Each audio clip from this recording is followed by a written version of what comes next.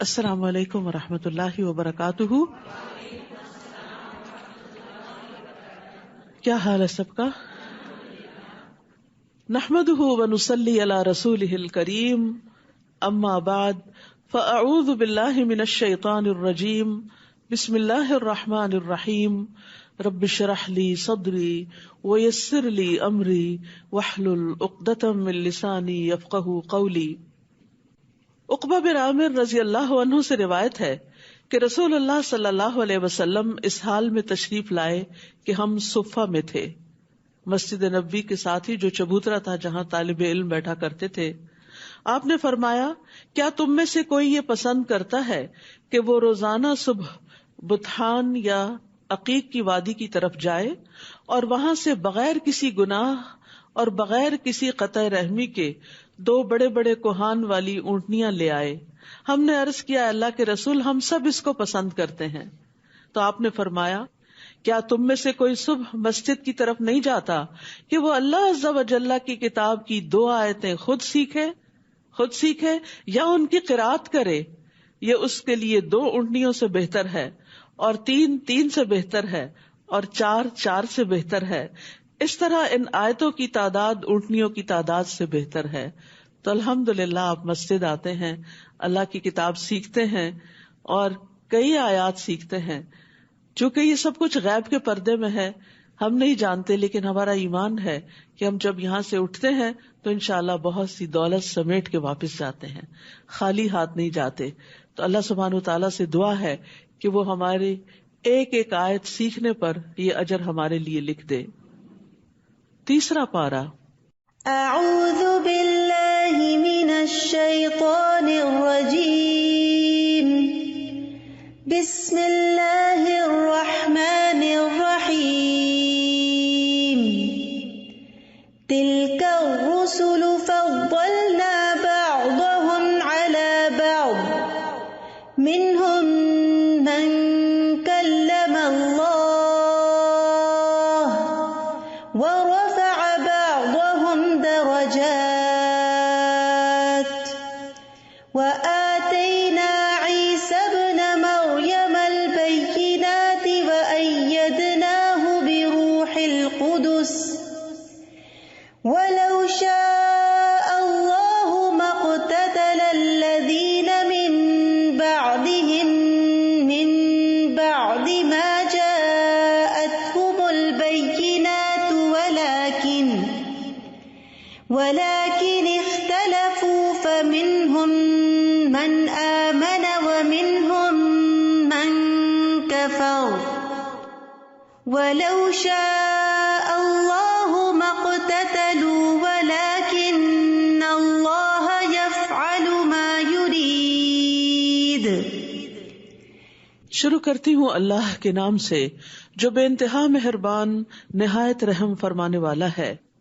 یہ رسول جن میں سے ہم نے بعض کو بعض پر فضیلت عطا کی ہے، ان میں سے بعض وہ ہیں جن سے اللہ نے کلام کیا، اور بعض کو درجات میں بلندی عطا کی، اور ہم نے عیسیٰ ابن مریم کو واضح نشانیاں عطا کی اور روح القدس کے ساتھ اس کی تائید کی. اور اگر اللہ چاہتا تو وہ لوگ جو ان کے بعد آئے واضح نشانیاں آ جانے کے بعد باہم نہ لڑتے، لیکن انہوں نے اختلاف کیا. پھر ان میں سے کوئی تو ایمان لے آیا اور کچھ نے ان میں سے کفر کیا. اور اگر اللہ چاہتا تو وہ باہم نہ لڑتے، لیکن اللہ جو چاہتا ہے وہ کرتا ہے. اللہ سبحانہ وتعالیٰ نے بندوں کی ہدایت کے لیے ہر دور میں انبیاء اور رسول بھیجے. انبیاء کی تعداد 1,24,000، 1,14,000، 1,04,000 تک بتائی جاتی. بہرحال 1,00,000 سے زیادہ انبیاء دنیا میں آئے. ان میں سے 314 رسول تھے، اور ان رسولوں میں سے 5 اولو العزم رسول تھے جن کو اللہ سبحانہ وتعالیٰ نے باقی رسولوں پر فضیلت بخشی. تو یہاں اللہ سبحانہ وتعالیٰ فرماتے ہیں کہ یہ رسول جن میں سے بعض کو ہم نے بعض پر فضیلت عطا کی ہے، تو وہ فضیلت مختلف وجوہات کی بنا پر ہے. ہم دیکھتے ہیں کہ کائنات کے اندر مختلف چیزوں کو مختلف چیزوں پر فضیلت حاصل ہے. عام انسانوں میں سے بھی بعض کو بعض پر فضیلت حاصل ہے, اور یہ فرق جو اللہ سبحانہ تعالیٰ نے رکھا اس کے پیچھے کئی حکمت کار فرما ہے. لہٰذا ہمیں ہر وقت کمپیریزن نہیں کرنا چاہیے.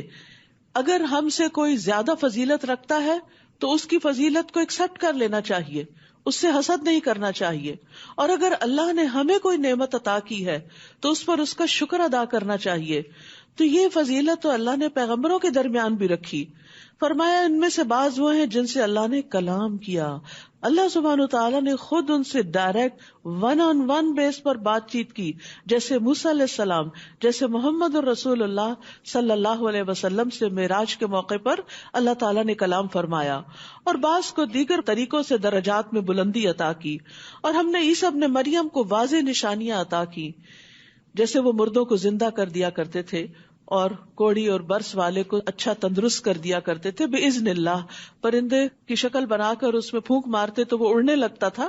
ان کو جو معجزات عطا کیے وہ دیگر پیغمبروں کو عطا نہیں کیے. اور روح القدس یعنی جبریل علیہ السلام کے ساتھ ان کی تائید کی. اور اگر اللہ چاہتا تو وہ لوگ جو ان کے بعد آئے, یعنی پیغمبروں کے بعد جو نیکسٹ جنریشنز آئیں, واضح نشانیاں آ جانے کے بعد باہم نہ لڑتے, لیکن انہوں نے اس میں اختلاف کیا. یعنی دین تو سب کو ملا تھا, لیکن بعد میں لوگوں نے اس کی انٹرپریٹیشن میں فرق کر کے ایک دوسرے سے اختلاف کیا.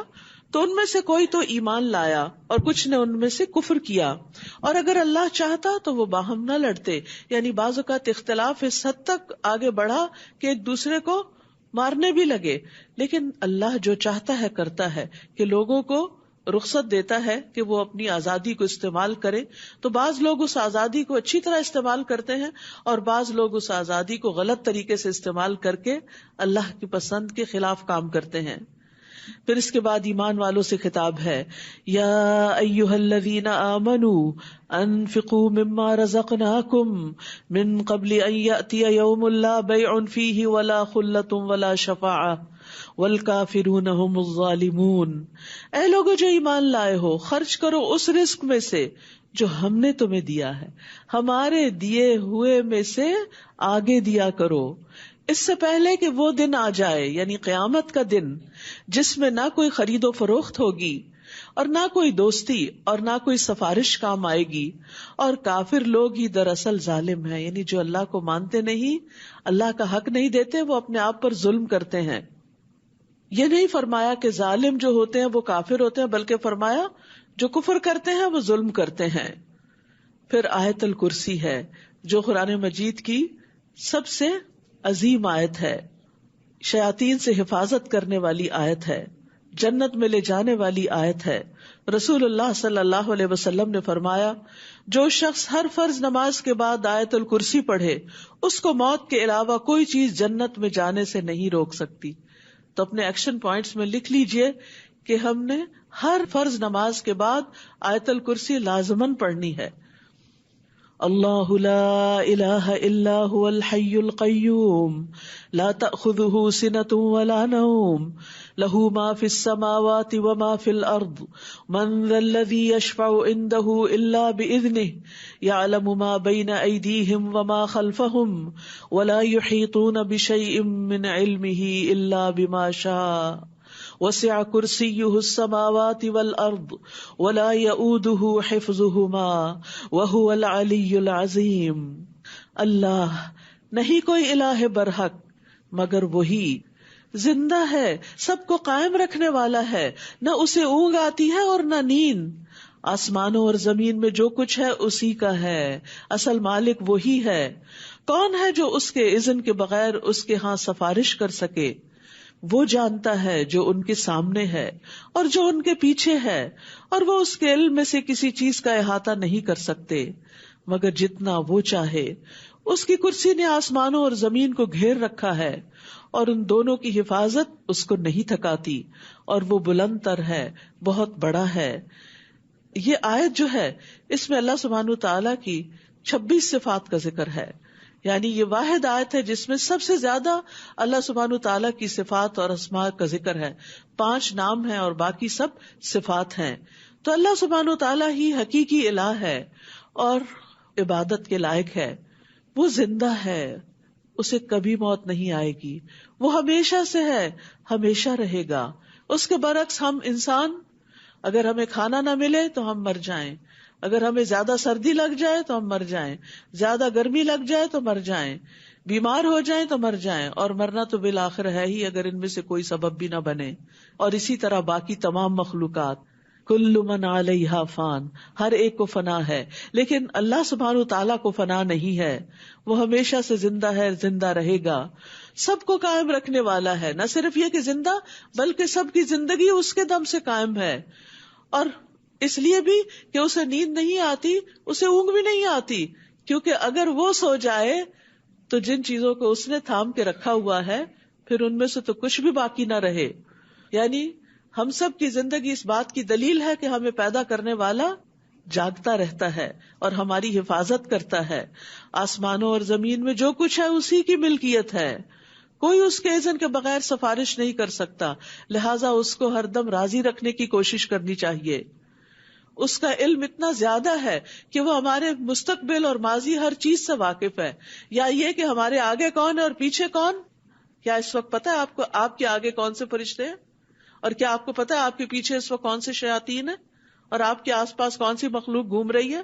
ہمیں نہیں پتا، لیکن اللہ سبحانہ تعالیٰ کو علم ہے کہ کون شخص کہاں کس جگہ پر ہے اور اس کے آس پاس کیا ہو رہا ہے، اور وہ اس کے علم میں سے کسی چیز کا احاطہ نہیں کر سکتے. ہم اللہ کے علم کے بارے میں نہیں جانتے مگر جتنا وہ چاہے، اور اللہ سبحانہ تعالیٰ کے علم کے مقابلے میں ہمارا علم، ساری مخلوق کا علم اتنا نہیں جتنا سمندر کے مقابلے میں ایک قطرہ ہوتا ہے.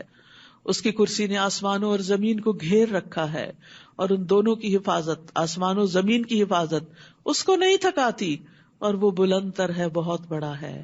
آپ دیکھیے کوئی چیز جو زمین پر بہت بڑی نظر آتی ہے، جب وہ اوپر اٹھنا شروع ہوتی ہے تو کیا ہو جاتی ہے؟ جیسے جہاز ہے، ایئر بس، آپ دیکھ کتنا بڑا جہاز ہوتا ہے، زمین پہ کھڑا ہوتا ہے، ایک ہیبت سی ہوتی ہے، آپ اندر جاتے ہیں تو ایک دنیا نظر آتی ہے.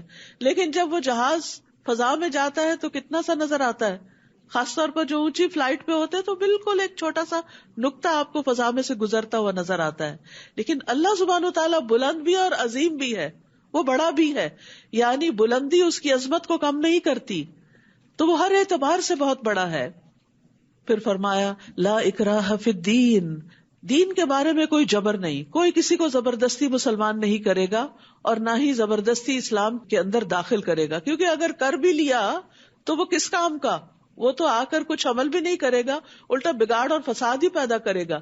تو اس لیے اس چیز سے روک دیا گیا کہ کوئی کسی کے اوپر اسلام کے معاملے میں جبر کرے. لیکن ایک دفعہ جب کوئی اسلام کے دائرے میں داخل ہو جائے تو پھر اس پر لازم ہے کہ وہ ان چیزوں کی پابندی کرے جو اس پر اسلام لانے کے بعد عائد ہوتی ہے.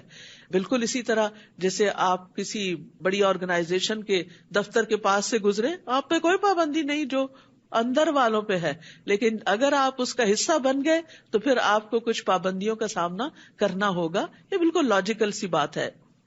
فرمایا یقیناً ہدایت گمراہی سے الگ ہو چکی ہے، تو جو کوئی طاغوت کا انکار کرے اور اللہ پر ایمان لائے تو یقیناً اس نے ایک مضبوط کڑا تھام لیا، یعنی اس نے ایسے دین کو اپنا لیا لنفسام لہا، جس کو ٹوٹنا نہیں، یعنی اس میں ہر مسئلے کا حل اور ہر سوال کا جواب ہے، اور اللہ خوب سننے والا، خوب جاننے والا ہے.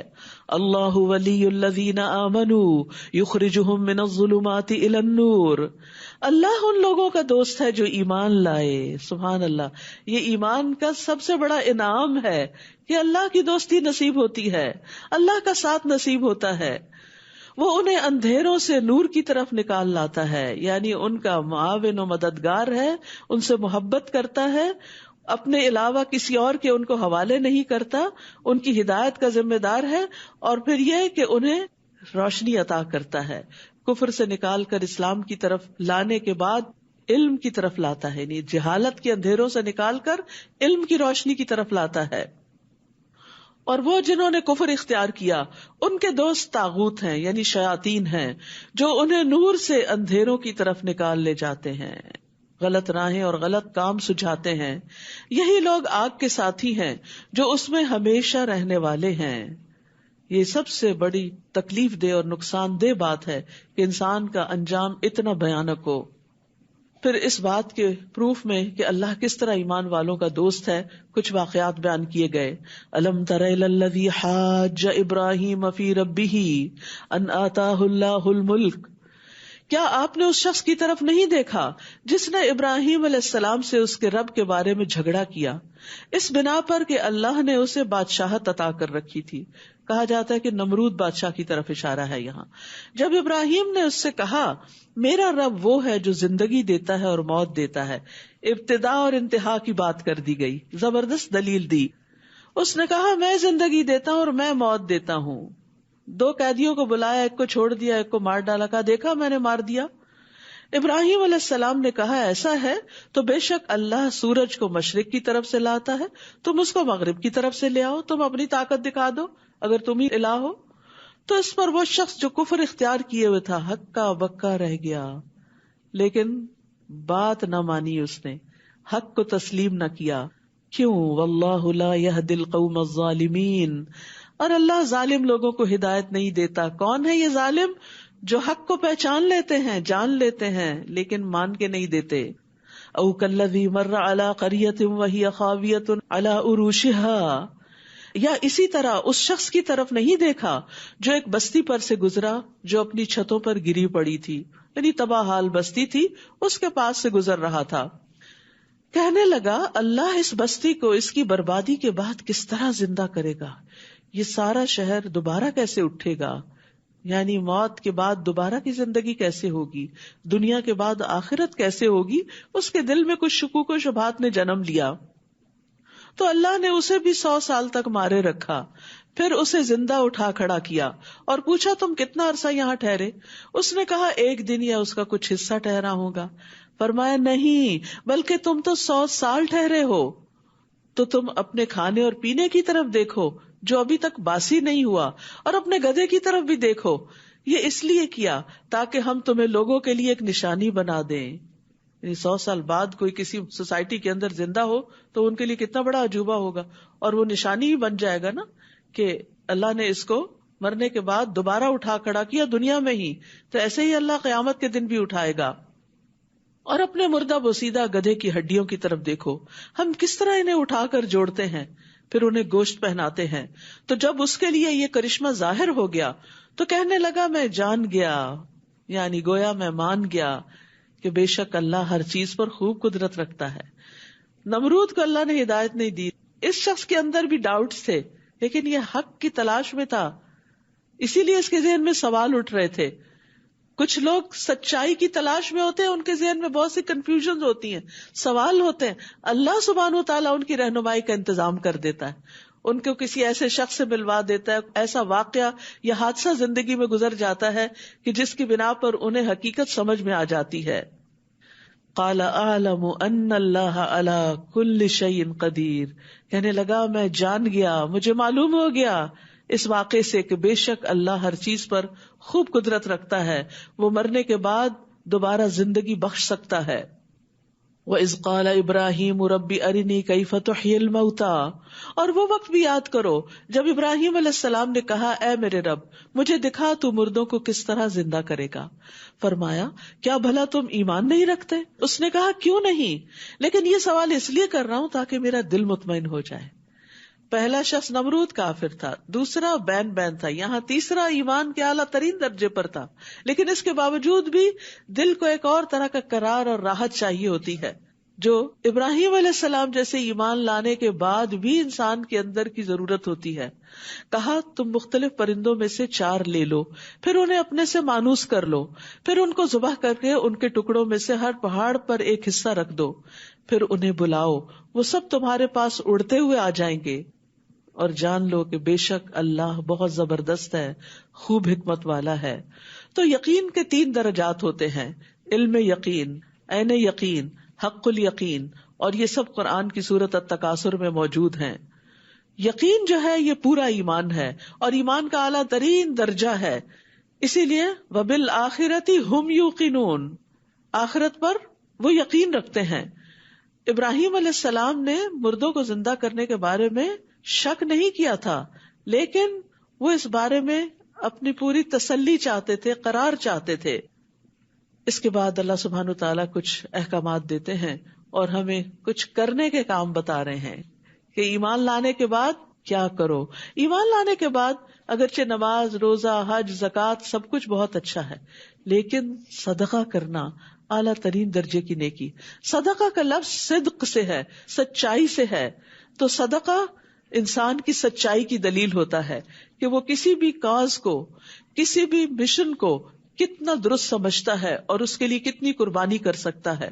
اور قربانیاں کرنے میں سب سے پہلے انسان اپنے مال سے قربانی کرتا ہے، پھر بعض لوگ مال کے ساتھ اپنی جان بھی لگاتے ہیں، اور بعض اپنا سب کچھ ہی دے دیتے ہیں. ہر ایک کے اپنے اپنے درجے اور مقام ہیں. بہرحال یہاں پر ان لوگوں کی مثال دی گئی جو اللہ کے راستے میں، جو دین کے راستے میں اپنا مال خرچ کرتے ہیں.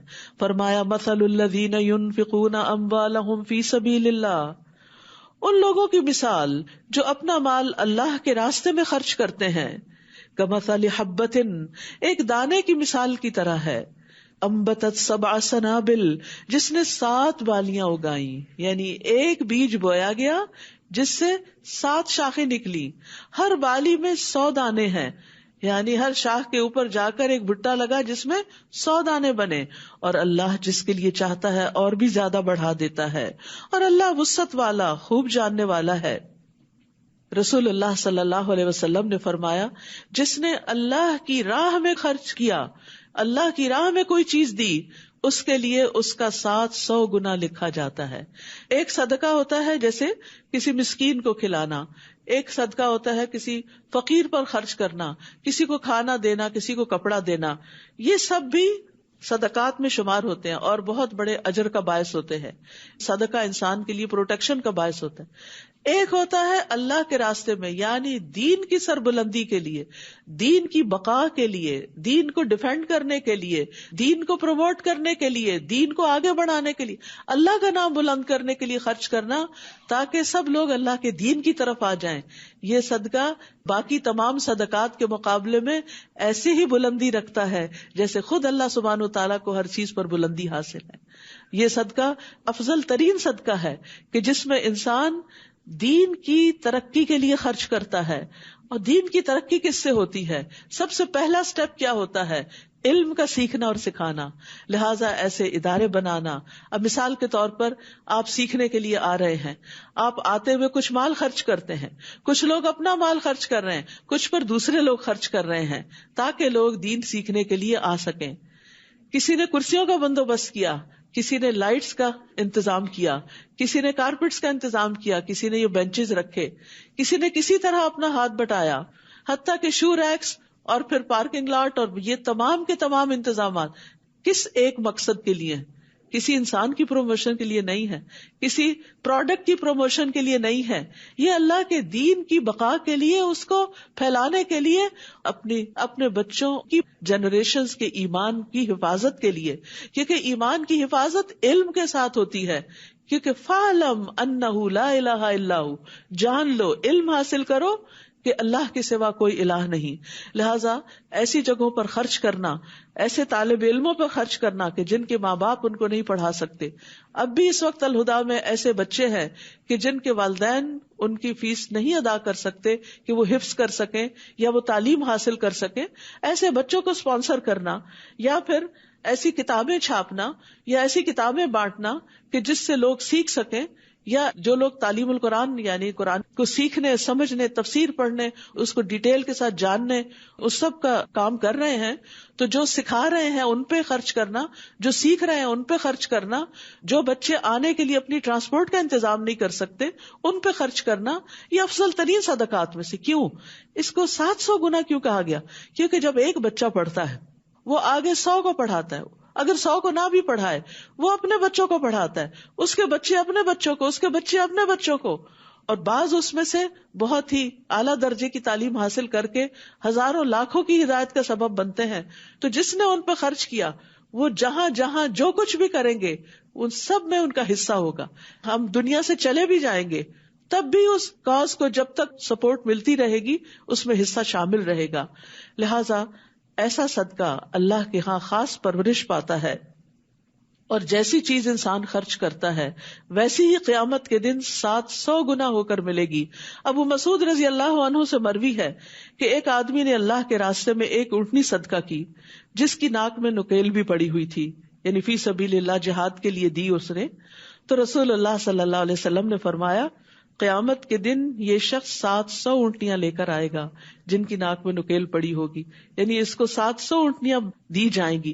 تو اس سے کیا پتہ چلتا ہے کہ اگر آپ ایک چیز بھی دیتے ہیں تو وہ اتنے گنا تو ملٹی پلائی ہوگی، اور اگر اس میں اخلاص اور زیادہ ہے تو کئی گنا اور بھی زیادہ بڑھ جائے گی.